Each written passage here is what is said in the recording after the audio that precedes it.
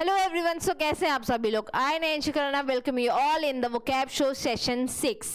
तो आज हम क्या करने वाले हैं, आज अगेन हम रूट वर्ड पढ़ने वाले हैं। वोकैबुलरी जो द हिंदू के हैं वो हम रिवाइज करने वाले हैं एंड फ्रेजेस रिवाइज करने वाले हैं। एंड आई होप आप सब ने कॉपी पेन लेकर बैठ गए होंगे साथ में, एंड साथ साथ हम लोग रिवाइज करेंगे, आपके वर्ड्स की पावर एनरिच करेंगे। ओके, चलिए इसे स्टार्ट करते हैं।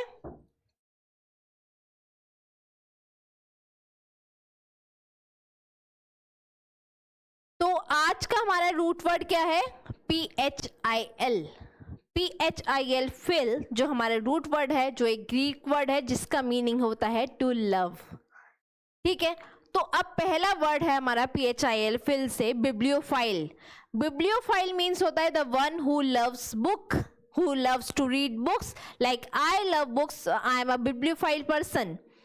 फिलोलॉजिस्ट मेनली ये जो फिल PHIL वाला रूट वर्ड है ये मेनली पर्सनैलिटी के लिए यूज होता है।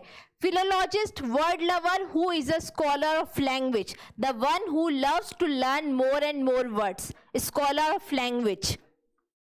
philanthropist is a person who loves mankind, like kindness, human being. Next है आपका philosopher, a person who will love wisdom. I hope PHIL root word phil is clear to you. तो जल्दी से हम मूव ऑन करते हैं आगे हमारे वोकैब पे। हमारा फर्स्ट वर्ड क्या है आज का? वॉबली, जो आपके द हिंदू में आर्टिकल में यूज हुआ है। Wobbly as an adjective use हो रहा है and which mean lacking firmness, means moving in an unsteady manner. अगर आप लोगों को याद हो तो हमने इससे रिलेटेड एक वर्ड और पढ़ा था कि अनस्टेडी मैनर मीन लड़खड़ाना, स्टेबल नहीं चल पाना। तो वो वर्ड आप लोग मुझे कमेंट्स में बताएंगे।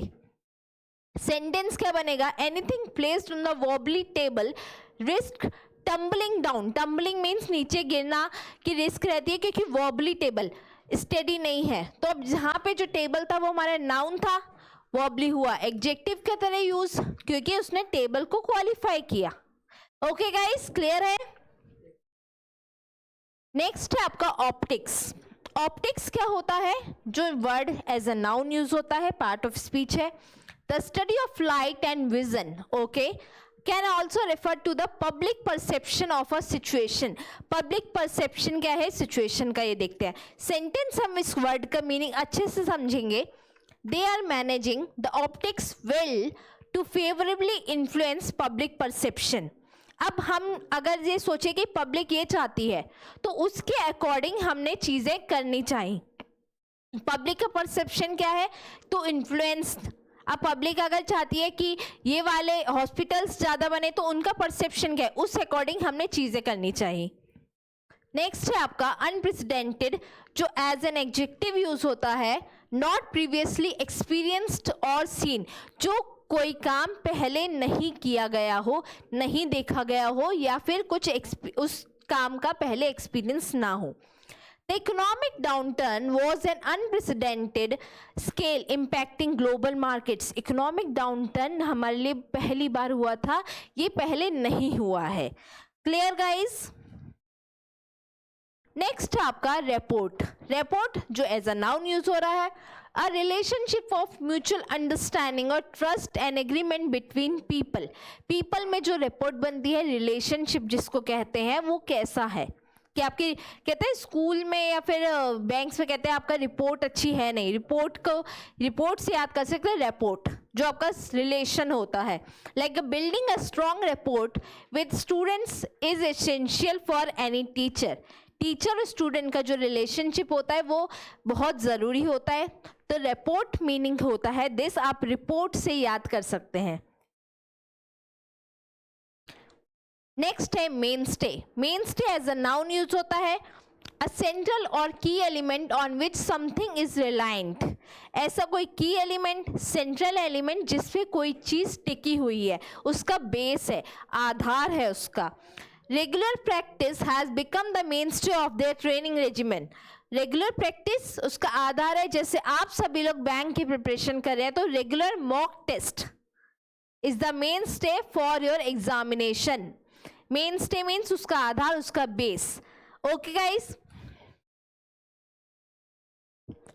नेक्स्ट है रीक, जो एज अ वर्ब यूज होता है to emit a strong unpleasant odour, की बहुत गंदी स्मेल आना। The garbage in the alley reeked under the hot sun, garbage में से क्या स्मेल आ रही थी। रीक्ड यहाँ पे वर्ब की सेकेंड फॉर्म यूज हुई है, that's why we have used ED, second form of the verb. Hypocrisy as a noun use हो रहा है, the act of expressing virtues, beliefs और qualities that one does not actually possess, किसी के बारे में गलत बातें करना जबकि वो पर्सन ऐसा है ही नहीं। पाखंड, कि वो पर्सन तो बहुत अच्छा लेकिन हम उसकी इमेज गंदी बना रहे हैं, गलत इमेज बना रहे हैं उसके बारे में, झूठ बोल के कुछ फेक इंफॉर्मेशन देके। The politician was accused of hypocrisy for advocating policies he never followed. अब पॉलिटिशियंस ने जो पॉलिसीज फॉलो नहीं किए तो उसके बारे में गलत गलत इमेज बताना। रेलेंटलेस जो एज एन एडजेक्टिव यूज हुआ है जिसका मीनिंग है कंटिन्यूअस एंड अनसीजिंग, निरंतर, जो कंटिन्यूअस चलता जा रहा है, रेलेंटलेस। Her relentless efforts in the project led to its success. Your relentless efforts in the exam led to your success. आप लोगों के जो निरंतर प्रोग्रेस होंगे, निरंतर जो मॉक टेस्ट की प्रैक्टिस होगी उससे आपको ही सक्सेस मिलेगी। नेक्स्ट है फ्यूटाइल, जो एज एन एडजेक्टिव यूज हो रहा है जिसका बिल्कुल ही फ्यूटाइल फ्रूट्स वर्ड से बिल्कुल ही अलग है कि निष्फल। फ्रूट वर्ड से हम थोड़ा सा रिलेट कर सकते फ्यूटाइल, बट इसका अपोजिट ही हो रहा है कि बिल्कुल फ्यूटाइल में निष्फल, की उस चीज का कोई प्रॉपर फल नहीं मिलना। His attempts to fix the old car were futile. उसके attempts जो थे ओल्ड कार को फिक्स करने वालों वो बेकार गए। कि goes in vain, goes in vain means कि बर्बादी में जाना, कि खराब जाना। ओके नाउ अब हम करने वाले हैं फ्रेजल वर्ब्स। आज के वर्ड्स हमने कर लिए एंड आई होप आप लोगों ने लिख भी लिए होंगे एंड इसकी प्रैक्टिस जरूर करिए। तो फ्रेजल वर्ब जैसे मैंने बताया था, फ्रेजल वर्ब क्या होती है, वर्ब तो हमने पढ़ा है। फ्रेजल वर्ब क्या होती है? फ्रेजल वर्ब होता है वर्ब प्लस प्रपोजिशन। जब एक वर्ब और प्रपोजिशन साथ में यूज होते हैं तो उसका थोड़ा सा मीनिंग चेंज हो जाता है। तो वही फ्रेजल वर्ब जो आपके आज के द हिंदू आर्टिकल्स में आए हैं वो हम करने वाले हैं। तो पहला फ्रेजल वर्ब क्या है आपका? Bear out.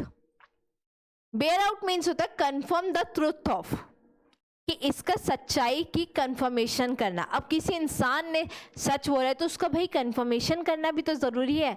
नेक्स्ट आपका banks on. Banks on mean होता है किसी पे रिलाई करना, टू रिलाई ऑन समथिंग और समवन फॉर सपोर्ट और हेल्प। किसी के सपोर्ट के लिए या हेल्प के लिए उस पर पूरा डिपेंड हो जाना। आई होप आपको ये वोकैबुलरी एंड फ्रेजल वर्ब्स सब कुछ अच्छे से क्लियरली समझ में आ गया होगा। तो डेली जुड़ना ना भूलें 9 PM पे एंड अपने फ्रेंड्स के साथ शेयर करें एंड लाइक करें, सब्सक्राइब करें। Thank you so much.